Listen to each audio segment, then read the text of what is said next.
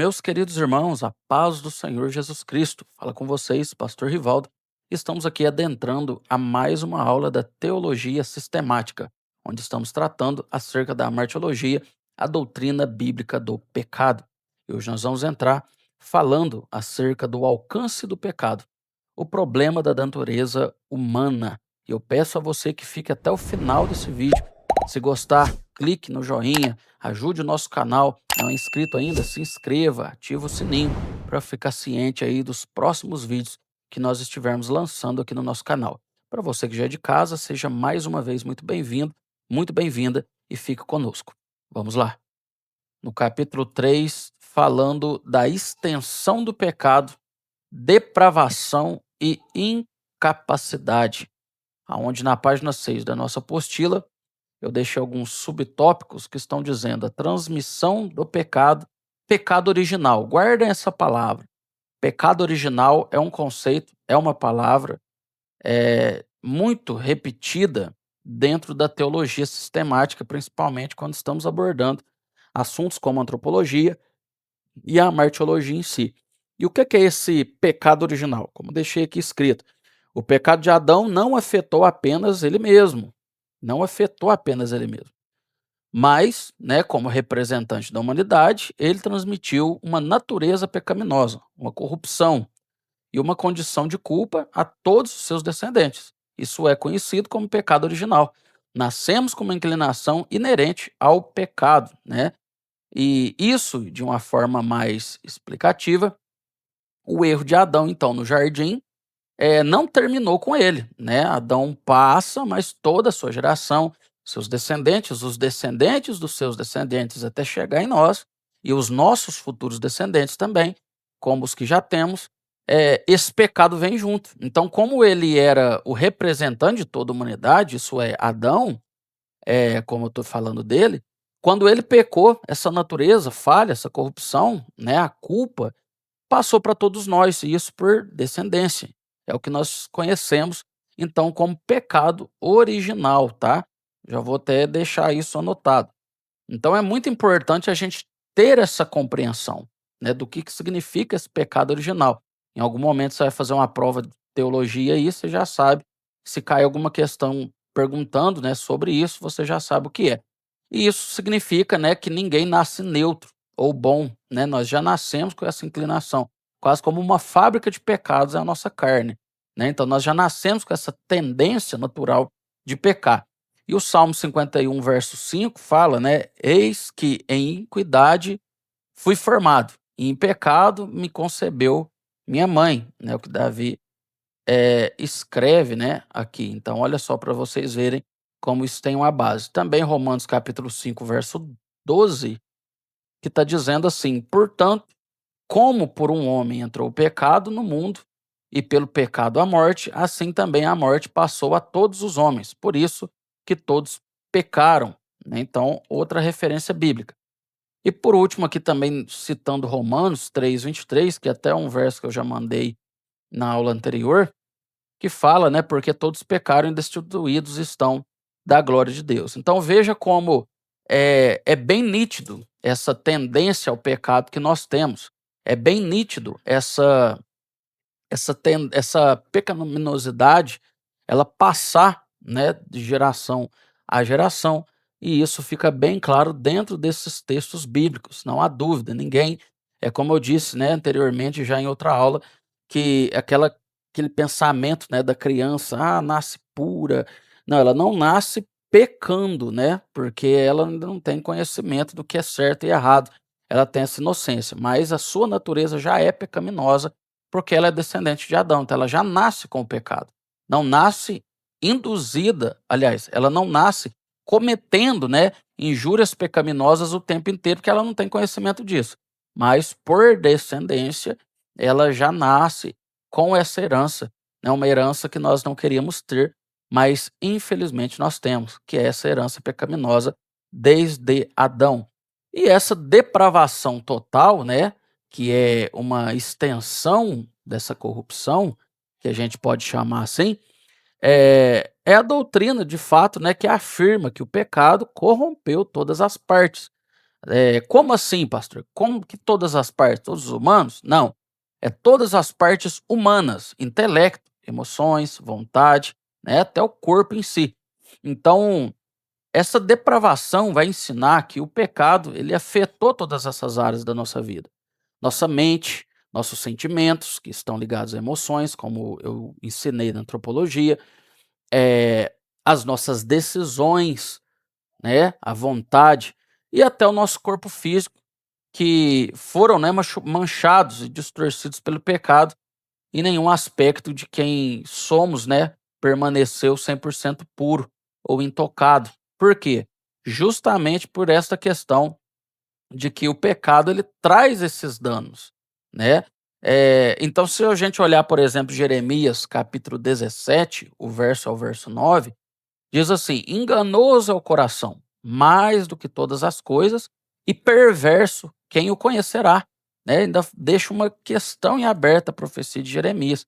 Então, olha como isso, corrobora para essa afirmação que a depravação total, né, ensina que nós fomos machucados, feridos, tocados no nosso intelecto, na nossa emoção, na nossa vontade, justamente por essa questão que o pecado afeta, desde a nossa mente, o nosso sentimento, as nossas decisões. Alguém que está em pecado, ele sofre esse dano, na sua mente, né. Alguém que está sentindo o peso do pecado, as suas emoções, são depravadas, e é isso que o diabo vai usar por condenatório, né. Ele começa a lançar na mente dessa pessoa: "Ó, e o seu pecado te condenando, seu pecado isso", e as decisões por vício do pecado, porque o pecado é algo viciante. Tem muita gente que quer se libertar do pecado, mas não consegue, porque não consegue mortificar a carne o suficiente para vencer esse desejo pecaminoso, e essas decisões também são afetadas.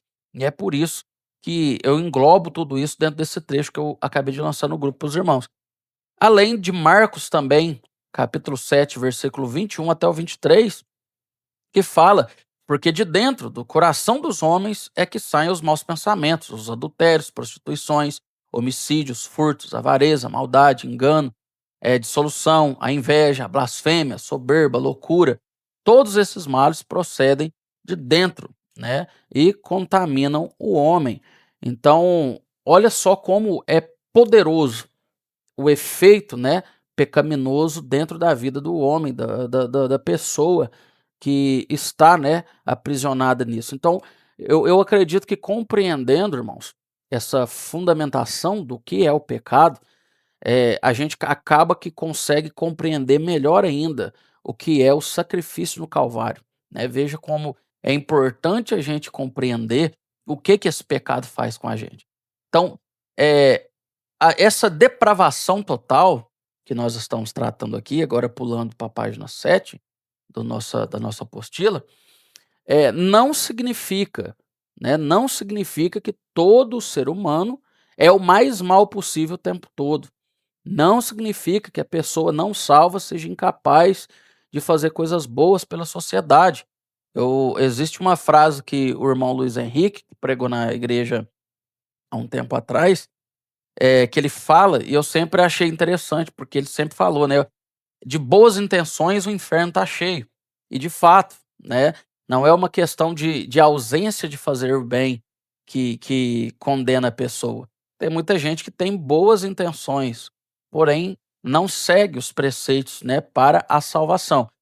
E também não significa que o homem perdeu sua consciência e peca, por uma voz interior que o impede de ter discernimento, senão a ação do Espírito Santo, que é convencer do pecado, não teria sentido, né. Ele não perdeu a sua consciência, ele não perdeu a condição de compreender que é necessário uma remissão, né. Não significa também que todo pecador irá praticar todos os tipos de pecado que existe no mundo.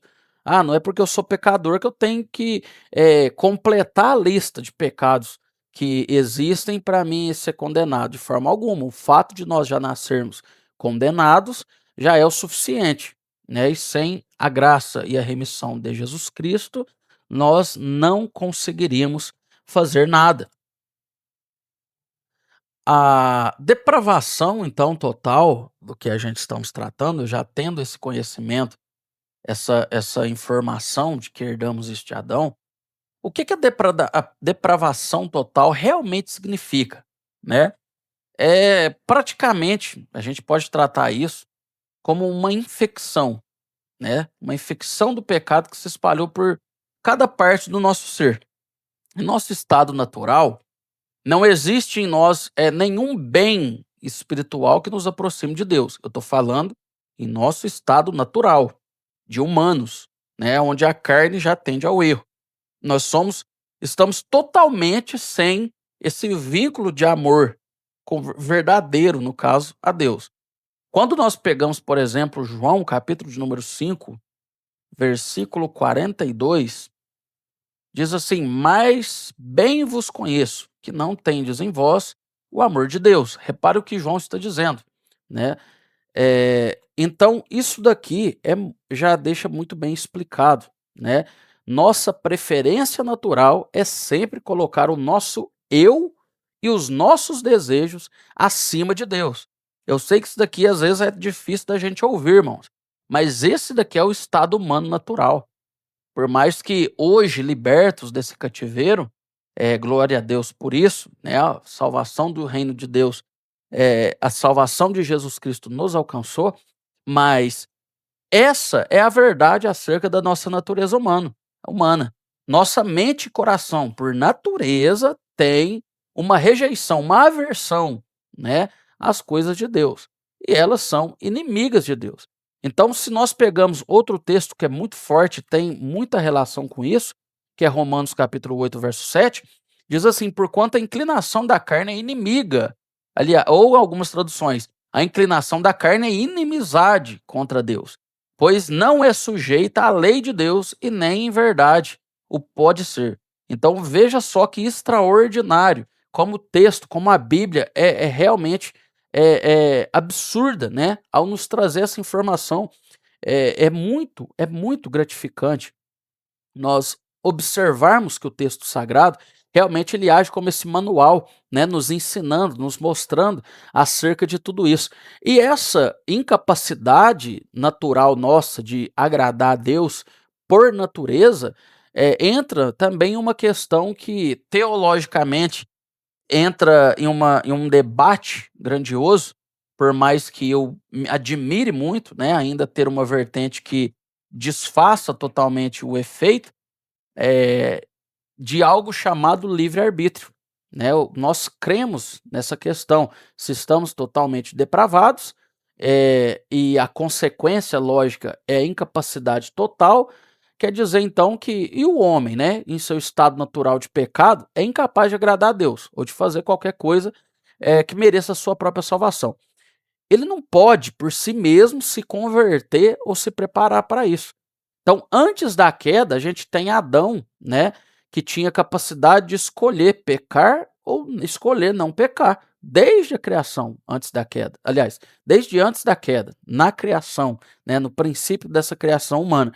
Por quê, pastor? Porque foi proposto pela serpente, concordam? Ela não pegou o fruto, foi lá e colocou na boca da Eva. E não pegou o fruto e levou até Adão. Ambos tiveram escolha, por mais que fica visivelmente e literalmente, né, o cenário onde Eva foi proposto a ela participar ou não do ato, o fato de Adão ter comido juntamente com a mulher não remove o estado de capacidade de escolha dele, de forma alguma. Ambos escolheram fazer parte disso. E após a queda, né, o homem ainda faz escolhas. O que ele vai comer, onde vai trabalhar, onde vai caminhar, com quem vai ter amizade e assim por diante. Mas a sua vontade está escravizada pelo pecado. Como assim, pastor? Explica isso. Ele é livre para escolher o que deseja. Mas o problema é que os seus desejos são fundamentalmente e naturalmente inclinados para longe de Deus. Ele não pode, por sua própria força, escolher se voltar para Deus. Não, ele tem que ser tocado por alguma coisa. E é onde entra a necessidade do evangelismo, É onde entra a necessidade da igreja cumprir o ID, é onde entra a necessidade de nós manifestarmos a graça de Deus pela nossa boca, pela nossa adoração, pela a nossa forma de adorar a Deus. É necessário, porque pode parecer que não. Mas às vezes um glória a Deus, um grito que você dá exaltando Deus, falando do amor de Deus na rua da tua casa, pode ser uma semente poderosa que vai adentrar no coração de uma pessoa. E aquela que estava antes presa nessa vontade natural de tender ao erro, por aquela semente, por aquela brecha que o céu permite ela ter, ela se volta à adoração para com Deus e ela pode se converter e se libertar das garras pecaminosas. Então, olha como a igreja não pode se calar em hipótese alguma. Olha como é importante a igreja permanecer fiel à pregação do evangelho, fiel à pregação das escrituras, irmãos. Nós precisamos, sempre que possível, falarmos do amor de Deus. Nós precisamos, sempre que possível, estarmos gritando, né, falando do amor de Deus, porque de fato, talvez tenha alguém aí perto de você, né, que precise dessa mensagem justamente para conseguir se libertar dessas obras do maligno. Seguindo essa lógica e este pensamento, nós temos também a passagem de João, capítulo 6, versículo 44, que é muito extraordinário. Também temos uma passagem de Romanos, capítulo 8, versículos 7 e 8, onde também, no mesmo texto, aliás, na mesma carta de Romanos, só que antes, deixa eu pôr em ordem aqui para ficar bonitinho, nós temos também Romanos 3, versículo 11. Então, olha só esses 3 versos, que extraordinário. João 6,44, ninguém pode vir a mim se o Pai que me enviou o não trouxer, e eu ressuscitarei no último dia. Eu escrevi até errado aqui, tá, irmãos? Ressuscitarei saiu. Mas ressuscitarei. Romanos 3 também, versículo 11, que fala, não há ninguém que entenda, não há ninguém que busque a Deus. E Romanos 8, verso 7 e 8, porquanto a inclinação da carne é inimizade contra Deus, pois não é sujeita à lei de Deus, nem em verdade o pode ser. Portanto, os que estão na carne não podem agradar a Deus. Então, olha só que extraordinário tudo isso daqui, que tem base, né, com o que a gente está falando. E Paulo deixou isso muito claro, né? Deixou isso muito nítido através das suas escritas. Então, isso daqui está muito lógico, está muito fácil, né, de ser compreendido por nós, que a gente está falando aqui. Um outro ponto também é os resultados dessa queda, né? O pecado de Adão trouxe uma série de quebras, né, e separações terríveis para toda a criação, já que somos descendentes, já que herdamos nessa natureza pecaminosa. E um desses pontos, que é a morte espiritual, que a gente trata assim, dentro do capítulo 4 aqui da apostila, que eu deixei para vocês, esse pecado, né, trouxe a morte espiritual, que é a separação de Deus. A consequência mais imediata e severa foi a quebra da comunhão íntima com Deus. O homem é criado, né, para esse relacionamento com Deus, passou a se esconder dele, lá no Gênesis 3, verso 8. E essa é um efeito que a morte espiritual, a separação da fonte da vida, ele vai nos trazer, né? Então, esse é o ponto mais imediato. A morte espiritual nos tirar dessa presença de Deus. Imagine que antes, né, no Antigo Testamento, quando nós olhamos para o sacerdote e assim por diante, o sumo sacerdote com aí quase 40 anos de preparação, e era o único, né, que chegava mais próximo ali da Shekinah, o derramamento da glória de Deus no santíssimo lugar, diante ali da Arca da Aliança. E Cristo nos propôs, né, através do seu sacrifício, todos nós agora termos acesso ao santíssimo lugar. E imagina você colocar tudo isso em jogo, né, colocar tudo isso em perda, justamente pelo efeito que o pecado traz diante de nós, né? Então, essa separação de Deus, essa morte espiritual é justamente o que vai nos trazer, né? É o que traz essa separação.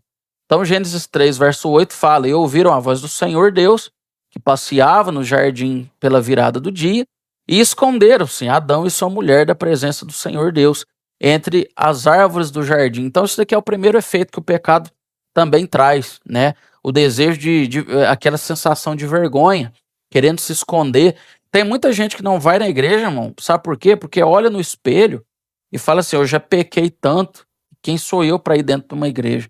Eu tô tão cheio de pecado que quem sou eu para ir diante de Cristo? Né? Então tem muita gente que tem esse pensamento. Isaías 59, verso 2 fala: Mas as vossas iniquidades fazem separação entre vós e o vosso Deus, e os vossos pecados encobrem o rosto de vós, para que não vos ouça. Né? Então, olha essa passagem, a gente pode ter ela fundamentada aqui no que eu estou dizendo, justamente para falar disso. Né? O pecado ele é essa capa que te esconde, que tenta te afastar, que tenta te colocar para longe. E quando a gente vai evangelizar nas ruas, é o que eu mais vejo, irmãos. Às vezes a gente vai falar com alguma alma, tá aí a missionária Jaqueline como prova, né? Que a gente caminha sempre junto quando vai fazer evangelismo assim. Mas é uma coisa que a gente vê no olhar da pessoa. Aquela profundidade, aquela tristeza, sabe? Aquela sensação, parece, de fragmentado de fato, né? Uma pessoa que se sente fragmentada de Deus, ela sempre vai se sentir sozinha, ela sempre vai ter essa sensação terrível de às vezes até pensar em tirar a própria vida, porque acredita que de forma alguma Deus poderia recebê-la novamente, né? E isso é uma coisa que o diabo se apoia muito e nós precisamos abrir a nossa boca justamente para quebrar essa barreira. Essa separação para com Deus é o primeiro ponto. E existe uma outra separação que é o conflito interno, né? Uma separação de si mesmo. O pecado desestabilizou a harmonia interna do homem. Sua mente, vontade, emoções entraram em conflito. Consciência agora o acusa e as suas inclinações propendem para o mal. É isso que eu deixei aqui anotado na apostila. O que é que eu quis dizer com tudo isso daqui? Que é um ponto que na nossa atualidade precisa ser muito tratado, que é a doença do século, né? A depressão. O pecado ele quebra essa harmonia de paz dentro do próprio homem. Os nossos pensamentos, as nossas vontades, emoções, tudo isso entra em conflito e a consciência agora nos acusa, nós mesmos nos acusamos. Né? Aquele pensamento: nossa, o que eu fiz? Nossa, pequei de novo. Nossa, falei para Deus que nem ia pecar e já estou pecando de novo. E de repente a sua consciência te aprisionou. Né? E a gente se esquece da misericórdia de Deus, nós nos esquecemos do amor de Deus e as nossas inclinações naturais agora passam a ser escravas do pecado. Por quê? Porque você mesmo vai olhar e vai falar assim: eu já pequei tanto, agora não tem jeito mais. E aí você se entrega ao pecado, né? Definitivamente. E muita gente está dessa forma no nosso meio, irmãos. Nós precisamos estar de olhos abertos para ajudar essas pessoas. Por quê? Porque isso também traz o terceiro ponto desse capítulo 4, que é a separação dos outros, né? O conflito social. A harmonia dos relacionamentos humanos foi destruída. E eu falo isso sempre na escola dominical. Muita gente se lembra do primeiro mandamento: amar a Deus sobre todas as coisas. Mas o maior erro, talvez, que a maioria cometa é no segundo. E o próximo é amar o próximo como a ti mesmo. Hoje, dentro das igrejas, está sendo difícil ter convívio social. Dentro das igrejas, irmãos. Eu não estou falando de algo fora da igreja. Estou falando de algo dentro da igreja. A ação social, a harmonia social, o relacionamento entre a igreja está cada vez mais piorando. Tem irmãos que desprezam o outro irmão, tem gente que tem... Eu sofri preconceito 2 vezes, preconceito racial. E uma dessas vezes de preconceito racial, de cor, por eu ser negro, veio de um homem crente. Eu estou falando isso para vocês, né? Para vocês entenderem que não é por causa que estamos dentro de uma igreja que significa que estamos bem. Não, tem gente que ainda não foi liberto, tem gente que ainda não foi, né, totalmente sarado dessas garras pecaminosas. E às vezes muita gente está dessa forma dentro da igreja. Essa separação, esse problema social, a gente vê também quando Adão fala, né? Então disse Adão, lá no Gênesis 3, verso 12: a mulher que me desses por companheira, ela me deu, né, do fruto da árvore. E eu comi. Então, olha para vocês verem que o pecado ele já traz isso, né? Eles comem, pecam, desobedecem e logo já começa o efeito do pecado, jogar para o outro problema, né? Acusar o outro. Meu irmão Jonathan está falando aí, né? Jesus disse que devemos amar o nosso inimigo e orar pelos que os que nos perseguem, né? Para ver o quanto o amor de Deus é importante. Muito preciso, irmão. É isso mesmo, né? Nós precisamos ter esse carinho, esse amor, essa condição para com nossos irmãos, algo que eu disse já para alguns, né? A sua dor é minha dor. Tem que ser assim, irmãos. Nós devemos compreender isso. Ainda mais nós que somos conhecedores da palavra, né? E isso se espalhou por toda a sociedade. Passou pouco tempo que houve o pecado de Adão e Eva, tivemos Caim e Abel, onde houve uma violência tamanha que houve o primeiro homicídio da Bíblia. E isso entre irmãos, né? Vergonha, culpa, tomou ali a consciência de Caim por ter sua oferta rejeitada, e ele foi lá e assassinou o irmão Abel. Então, Gênesis 4, verso 8, né, fala: e falou Caim com seu irmão Abel. E sucedeu que, estando eles no campo, se levantou Caim contra o seu irmão Abel e o matou. Então, olha só como o pecado é horrível, né? Olha só como o efeito do pecado, ele nos quebra alianças o tempo todo. A primeira aliança, aliança com Deus, e depois a aliança para com os nossos irmãos. E isso é terrível, irmãos. Isso é terrível. Não podemos ter isso dentro de nós e como igreja.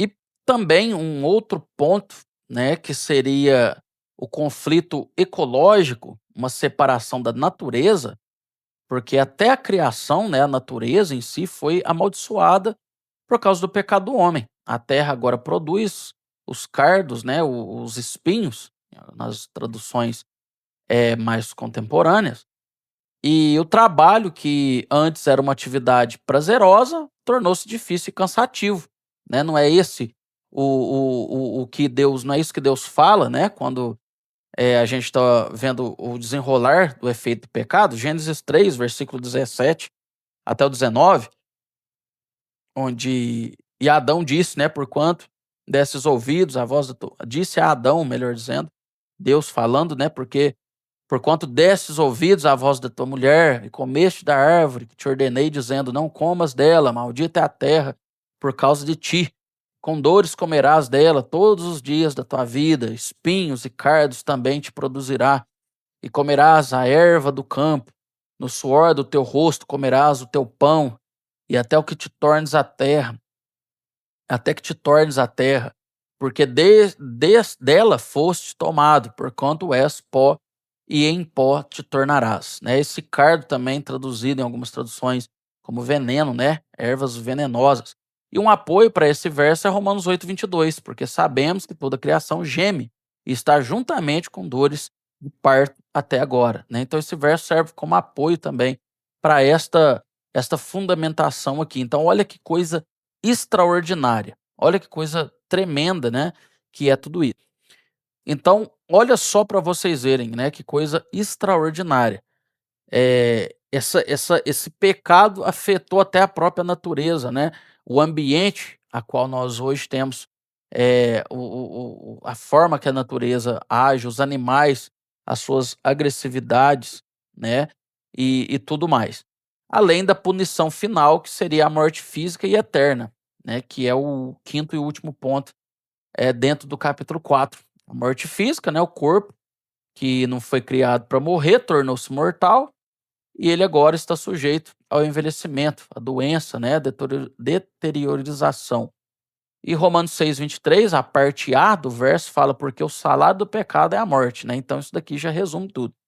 E a morte eterna, e é a consequência final e trágica do pecado, é que não foi perdoado.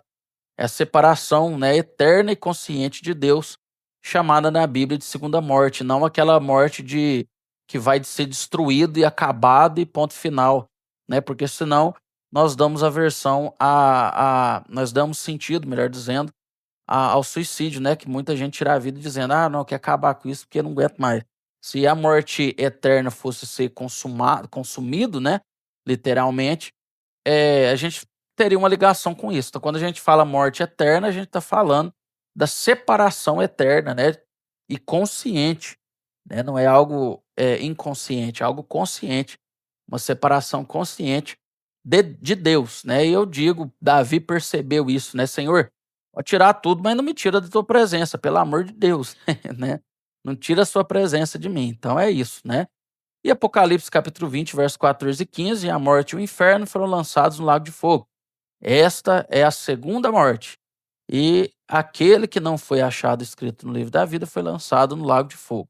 Então é justamente o estado, né, final para esse tipo de condenação, essa segunda morte. Amém, queridos? Alguns pontos relevantes sobre esse pecado que está na página de número 9 da nossa apostila, né? O pecado na vida do crente, o pecado imperdoável, né, que a gente fala da blasfêmia com o Espírito Santo. Isso aqui é até uma palhinha interessante de se falar. Mas o pecado na vida do crente, né? Quando uma pessoa é salva, regenerada, ela é liberta da escravidão e da condenação do pecado, né? Mas o pecado não é 100% retirado dela. O crente não está livre da possibilidade de pecar, né? Ele não deve viver na prática constante do pecado. João capítulo 1, 1 João capítulo 1, verso 10: "Se dizermos que não pecamos, fazemos mentiroso, e a sua palavra não está em nós", né. Então João é bem nítido nisso daqui que ele está falando, né. A gente não pode descartar isso de forma alguma, hipótese alguma. E também no mesmo 1 João capítulo 3, verso 9, fala assim: "Qualquer que é nascido de Deus, não comete pecado". Como assim, pastor? Habitualmente, ele está dizendo, né, tanto que tem um ponto e vírgula. Porque a sua semente permanece nele, e não pode pecar, como prática de vida, no caso aqui, porque é nascido de Deus. Então o crente vive uma luta contínua entre a velha natureza, que é a carne, e a nova natureza dada por Deus, né, através do Espírito. E é por isso que nós devemos seguir a vontade do Espírito e a atenção do Espírito Santo, né. Gálatas 5, verso 17 também, se eu não estiver enganado, deixa eu só abrir aqui, mas é isso daqui mesmo. É Gálatas 5, verso 17, que fala assim: "Porque a carne cobiça contra o espírito, e o espírito contra a carne, e estes opõem-se um ao outro, para que não façais o que quereis". Então veja que ou você é submisso à vontade do espírito, ou você já vai estar preso na constância, né, e no uso, hábito no hábito, né, padrão do ser humano, que é cometer o pecado, que é seguir a tendência do pecado, tá. Então é muito extraordinário entender isso daqui, que nós precisamos, né, dessa orientação do Espírito Santo. E quando o crente peca, o caminho é a confissão, né? Confessar significa concordar com Deus sobre a gravidade do erro, pedindo aí perdão, não decidir abandoná-lo, né? Mas sim abandonar o pecado. Então, 1 João, capítulo 1, verso 9 também, né, antes do verso 10 que eu li primeiro: "Se confessarmos os nossos pecados, ele é fiel e justo para nos perdoar os pecados e nos purificar de toda injustiça", né. Provérbios 28, verso 13, que é um provérbio que eu gosto muito: "O que encobre as suas transgressões nunca prosperará, mas o que as confessa e deixa alcançará misericórdia". Então olha que coisa tremenda, né, tudo isso sobre essa aceitação, né, essa confissão de que é necessário abrirmos mão, né, do ocultismo do nosso erro, para que sejamos, assim, libertos até da nossa mente, né, porque a nossa mente em si ela já traz, né, esse peso quando a gente tenta esconder essas coisas. E o pecado imperdoável, antes de entrar aqui nesse ponto, é necessário, né, a gente entender acerca do pecado imperdoável. Então, esse pecado que a gente tem por blasfêmia contra o Espírito Santo, onde Jesus fala, né, de um pecado, e isso está em Mateus, capítulo de número 12, versículo 31 e 32. Deixa eu pegar só a referência para jogar no grupo também. Que é importante a gente mencionar isso daqui que é muito extraordinário. Veja bem, portanto, eu vos digo: todo pecado e blasfêmia se perdoará aos homens, mas a blasfêmia contra o Espírito não será perdoada aos homens. E se qualquer disser alguma palavra contra o Filho do Homem, ser-lhe-á perdoado. Mas se alguém falar contra o Espírito Santo, não lhe será perdoado, nem neste século, nem no futuro. Olha que passagem terrível, né? Tremenda, essa passagem de Mateus 12, verso 31 e 32. Este não é um ato isolado de raiva ou falha moral, né?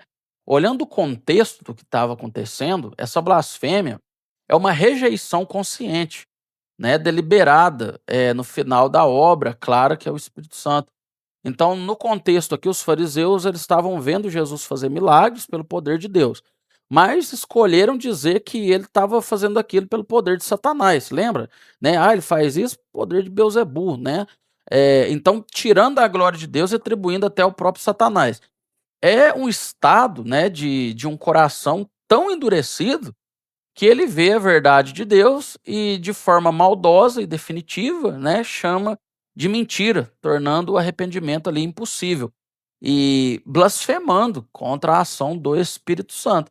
Então, é dentro deste contexto que nós falamos acerca desse pecado imperdoável, né?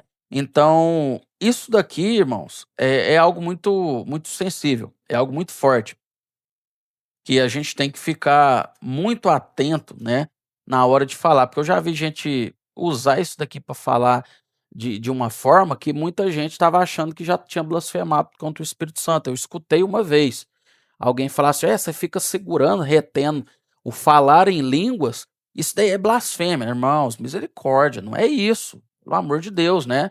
Se sepulta uma alma em vida ali com toda uma carreira ministerial pela frente, falando uma coisa dessas.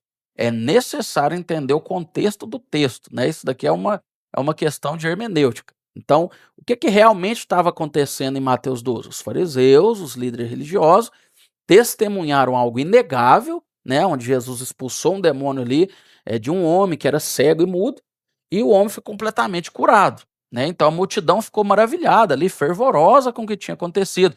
Não é este o filho de Davi, né? O Messias, né? Que era essa a lógica dessa frase, era mediante a profecia de um Messias. Então a obra era claramente boa.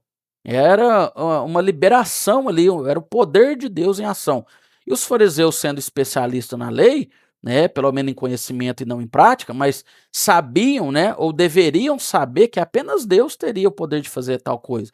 É por isso que uma coisa que às vezes a gente briga, né, hoje, por que não tem que é tanto de milagre que aconteceu quando Jesus caminhava, né? Dois pontos. Quando ele fala, faria coisas ainda maiores, ele está falando maiores, não em maior quantidade, né? Existia um propósito ali que era ele mostrar para aquela geração que ele era Deus, né? Que ele era o Messias prometido. E quando ele está fazendo esses sinais, no entanto, né, movidos por inveja e ódio, aqueles fariseus, os líderes religiosos, não aceitavam que Jesus era o Messias e, além disso, cometeram a blasfêmia. Qual? De olhar para a obra maravilhosa do Espírito Santo e deliberadamente, né, com consciência, por vontade própria, pegar aquilo e atribuir a Beuzebu, né? É o que ele faz em Mateus capítulo 12, verso 24. Então eles estavam chamando Deus de diabo, em outras palavras, né? Estavam olhando para a luz pura, né? E de uma forma consciente, mas usando de malícia, né? Chamando de treva. Então, por que é imperdoável, né? Qual que é a lógica por trás disso? O papel do Espírito Santo, conforme João capítulo 16, verso 8, né? Jesus diz que o Espírito Santo viria para convencer o mundo do pecado, da justiça e do juízo, não é? Então, o Espírito Santo é o agente de Deus que abre os nossos olhos para a verdade, que nos mostra que somos pecadores, nos aponta aí Jesus Cristo, né, como a nossa justiça e solução, e assim por diante. E o caminho do perdão, né, é recebido através do arrependimento e da fé em Jesus Cristo. É o Espírito Santo quem vai nos convencer e nos levar a esse arrependimento. Concorda? Então, o que está acontecendo nessa situação? O que acontece é que se uma pessoa rejeita esse trabalho do Espírito Santo, ou até atribui essa obra dele a outra coisa, sabendo que se o Espírito é o único que pode nos convencer dessa verdade e nos levar ao arrependimento e nos trazer de forma consciente essa salvação, né, esse chamado aí à salvação e a crer em Jesus Cristo, quem que vai interceder por nós, né? Quem que vai estar fazendo esse papel por nós? Então não é que Deus olhe para esse pecado e diga, esse eu não quero mais perdoar. É que a pessoa, ao cometer esse pecado, coloca-se em um estado de dureza de coração tão terrível e tão extremo, né? Que não pode mais se arrepender. Ela mesma rejeitou o arrependimento. E pensando assim, né, se um médico oferece, por exemplo, o único antídoto para um veneno mortal, né, e o paciente pega o antídoto e joga no chão, excomunga o negócio, né, insulta o médico, chama o antídoto de qualquer porcaria, né, e sai ali com o veneno no corpo. O paciente não pode ser curado, não porque o médico não quis curar, mas porque ele rejeitou o único meio de cura que ele tinha. Então, olha só que coisa, né, que é esse pecado imperdoável, né? Não é ter dúvidas, né? Dúvidas sobre a ação do Espírito Santo, quando esse infeliz falou para a pessoa, né? Você está rejeitando falar em língua. Não é dúvida se eu falo, se eu tenho o dom espiritual. Não é falar um palavrão, né? Às vezes a pessoa fala, nossa, eu falei para Jesus abençoar meu carro, carro é bem material. Eu falei, em nome de Jesus, carro não quebra. Usei o nome de Deus em vão. Não, irmãos, calma, né? Não coloque Deus a esse ponto. Não isso, não é um pecado, matei uma pessoa. Não, para isso tem o sangue de Jesus, para isso tem a pureza do Espírito Santo em nos libertar e assim por diante. Não é um pensamento intrusivo, né? É algo muito mais grave, é algo muito mais sério e que qualquer, né, outro ponto que a gente poderia levantar. Então é muito importante entender o que é essa blasfêmia contra o Espírito Santo. Então, bom, em conclusão, né, a martiologia, que é esse estudo do pecado, essa compreensão dele, é exatamente nesse ponto, né, de total desespero que a graça de Deus se revela, né, de forma magnífica.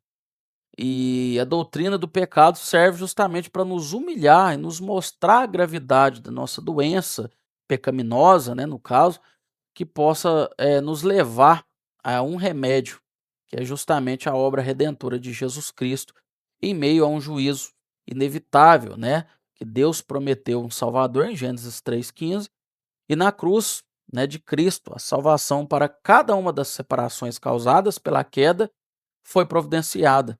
Então ali Deus nos unifica, né, como igreja. E é muito importante que os irmãos reflitam, continuem, né, a estudar, a meditar, a falar justamente desse amor de Cristo, a crer, né, sempre, em todos os momentos, nessa obra redentora, porque é algo maravilhoso, é algo extraordinário.